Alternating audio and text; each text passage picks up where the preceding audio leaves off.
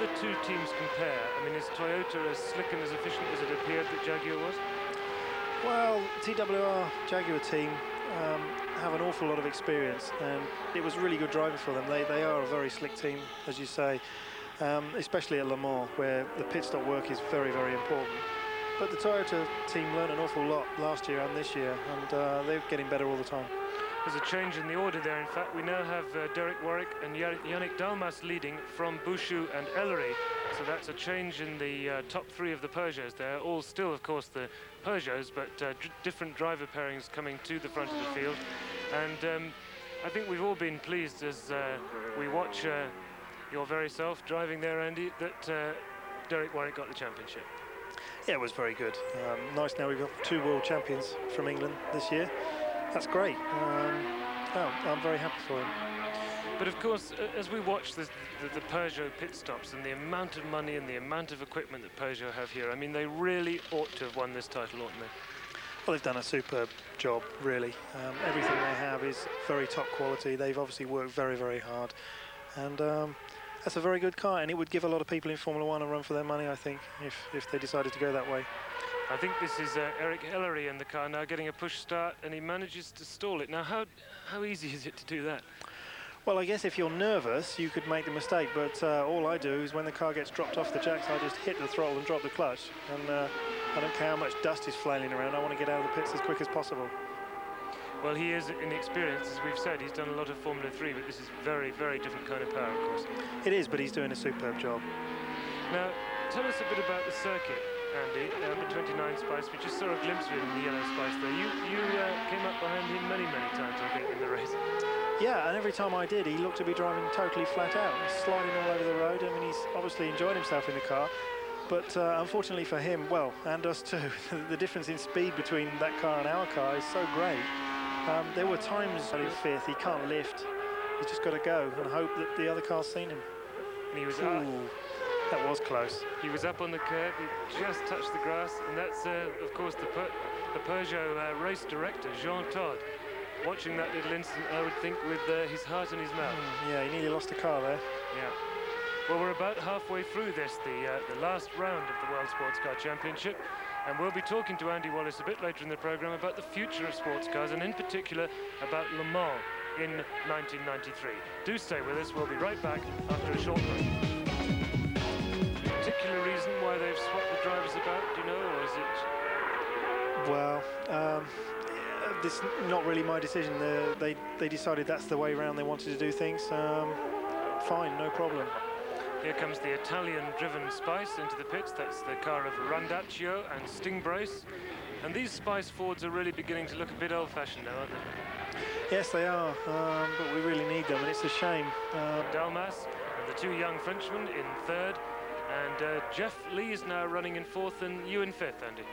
That's right, although now I've changed to David Brabham, so he's running out there. Your car. And then obviously the fuel being the longest thing to go in, that hurts you. You've got to have a very good system with the seat belts so that they all click together very quickly. If you have somebody of vastly different size, you find that the lap strap seat belts don't fit, and then that's a big job to adjust those. How quickly can you get comfortable? By the time you're into gear and down the pit lane, you're comfortable. Yep. Well, you dive in the car, you do the belts up, and then basically you look through the windscreen, and when you're told to, you hit the starter button. Quite often you'll still maybe put in an extra bit of tightness on the shoulder straps when you're going around. We all imagine, I think, at home that people like you, Andy, do everything terribly efficiently, and it always goes according to plan. I bet it doesn't always, does it? Well, there have been times where, I mean, something's happened with the belts, or your drink tube comes out, or here, because the ambient temperature is quite low, it doesn't really matter too much. And it looks like we've got a Peugeot on hot tyres coming up behind a Peugeot that just came out of the pits. Should be quite interesting. No problem. Great noise. Yes, very nice. I think that's what I'll miss most of all about this championship, is the noise of those engines. Yeah. They've got everything, really. It's just a really terrific package. Yes, it is. They've done a really good job. There's a lot of technology on this car with traction control, which at this track seems to make quite a big difference. It makes most difference in the wet, but even in the dry on the first gear corners, you can just nail the throttle in the Peugeot and it won't spin the wheels. And this is now a routine pit stop, I think, for the leading car. This is the car of Derek Warwick and Yannick Dalmas. And I think Dalmas getting into drive, I think. Yes, I think so.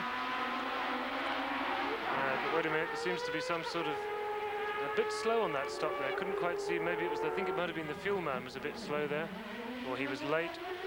Anyway, a slight delay. Yeah, it did look like there was a fuel problem there. He couldn't get the fuel hose off or something. Well, that is still the leading car, Derek Warwick, Yannick Dalmas, and that's been a sort of an up and down pairing, hasn't it, really? They've had a couple of little mishaps there with Yannick not being able to get his seatbelts done up properly. Yes, I believe they have had one or two problems, but they won the championship, so it couldn't have been so bad.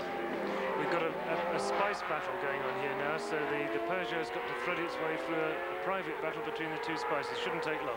Well, this was interesting, because although there were two cars going around considerably slower than the rest of us, they were really in a very big battle of their own. Yes, each time you came behind them, obviously they're busy with their own battle, and it's very difficult for them to see where we are. Well, the Peugeots have fairly swiftly dealt with what... Whoa! Ooh, you say that. I think that was a classic example. You don't expect somebody to come by there, and that did take him by surprise, and the Peugeot had to brake quite hard there to miss him. I'm pretty sure it's the youngsters, Bouchou and Ellery in the first of those Peugeots there, who tried the move down the inside. Yes, and he probably thought better of it. Better to brake rather than to hit him. It was, yes. They've just been passed again by Alio Baldi car, but it was them the youngsters who tried that. It was a bit ambitious, that, wasn't it? Well, yes, although having said that, if you get stuck behind a car in that particular point, that's where your 4 seconds is gone. You have to follow him all the way through turns 1, 2 and 3 onto the back straight, and you do lose an awful lot of time. Must be a bad moment, Andy, though, because you just don't know if the car in front has seen you, do you? No, but I think that's where experience comes in. You have to decide. Ahead of their teammates, Derek Warwick and Yannick Dalmas, and the new pairing of Christophe Bouchou and Eric Hellery. So that is the position here at Magny-Cours as we go into the last few laps. Feeling tired by this stage, Andy, or are you so fit that really it's not a problem? Oh, super fit, no problem. No, we were helped here by the cool ambient temperature. If it was a lot hotter, it would be very busy here and very hot, but this race wasn't too physical for us. There's Derek Warwick, I think, bringing the #1 car into the pits. Certainly looks like Derek's helmet there, we'll soon see. And nice to have a Brit up at the top of it. You're good mates with Derek? Oh yes, yeah, no problem. It looks like he's in, but I don't think that's a scheduled stop. No, I think he's got trouble because he didn't get out straight away. That is definitely Derek Warwick in the car, and the Peugeot mechanics looking fairly distressed about this. They're going to take the rear bodywork up, I think. Yes, they are. Now, what could be happening here? Difficult to see exactly what they're working on, Andy. I don't know what's happening technically, but what's happening on the track is that we're going to catch them up now and hopefully pass them.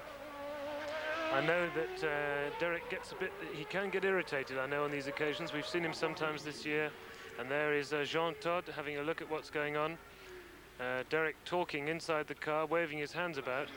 But of course, as you rightly say, a chance for Toyota to get the top 3.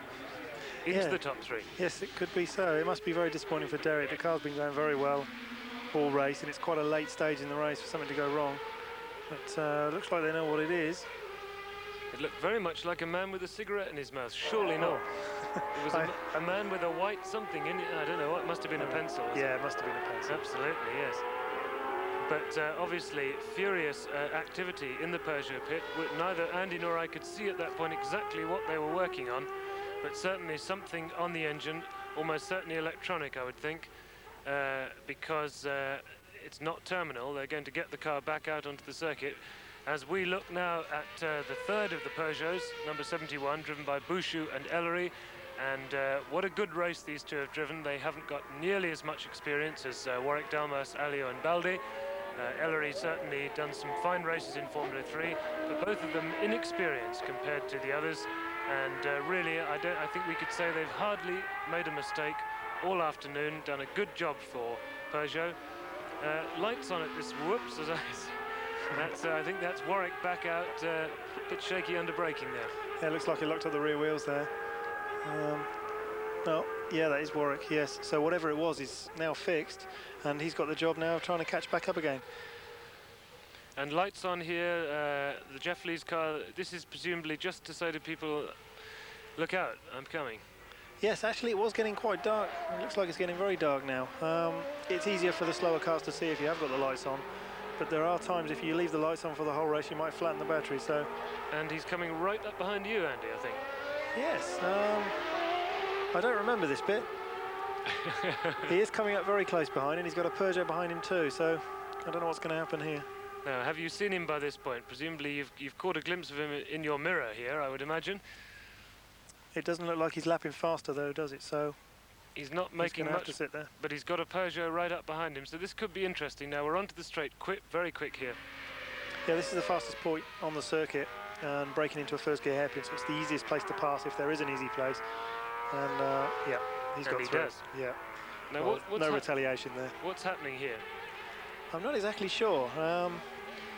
This is about 12 laps to go, isn't it? This is roughly 12 laps to go, I would say. Yes, almost exactly 12 laps to go, and it appeared that he snicked rather easily inside you there. Yeah, actually, it's not me in the car now, it's David Brabham. I can see through the windscreen. Right. So obviously David didn't want to hold up the other car, and he just let him slip through. Right. So apologies there, but that was David Brabham in the number 8 Toyota, as Jeff Lees passes David and gets away, but the Peugeot still stuck behind the Brabham Toyota. Yes, and he's obviously not going to make any mistakes in passing the Toyota, so he's just going to be very careful and wait till there's an opportunity. Now, Jeff Lee's an interesting man while we're on the subject of Toyota, Andy. I mean, he's been around for years and years, hasn't he? And a lot of people say, you know, he's still quick and still fit. Yeah, well, a lot of people make a mistake saying he's been around a long time, he can't be very quick anymore and he can't be that fit, but don't make that mistake. He is both very fit and very quick, and he has an awful lot of experience. He gets some good results. Well, we're into the last lap here at Magny-Cours, and we have had some tremendous drama because the car that led for so long, the Peugeot of Warwick and Dalmas, has been in the pits for 5 laps. After racing 95 of the 118 laps, Warwick spent 5 laps in the pits having the black box changed, and that's dropped his Peugeot, the number 1 Peugeot, down into 5th position behind both the Toyotas. So we did not get the perfect result for Peugeot. However, they are first and second, and that was good news for you, Andy. Well, at least it led a Toyota onto the podium, and so Jeff Lees and Jan Lammers will be up there in 3rd place. Quickly ask you, what about Le Mans 93? Will Andy Wallace be there? Well, I certainly hope so. There are 3 long-distance races next year, the Daytona 24 hours, Le Mans 24 hours and the Sebring 12 hours. I hope to get a ride in all 3 of those, but I need something else to fill the season out. Well, thank you for climbing out of the Toyota and into the Screen Sports studio, Andy, and we wish you all the best for 93. Thank you very much. So here we are then at the end of the last race of the season, and also, sadly, at the end of the championship. All right, we haven't seen huge entries, and all right, we haven't always seen an exciting race. But these sports cars are tremendous to watch. They're very quick, they make a wonderful noise, and this is it, the end of an era. As we see the sun go down over Magny-Cours and the Peugeot boss, Jean Todt, looking justifiably proud and happy after a tremendous season in which the Peugeot team really has dominated everybody else. And there we see it confirmed, the car of Alliot and Baldi first, followed by the youngsters, Bouchou as championship, and you can see it really was a walkover by Peugeot Talbot.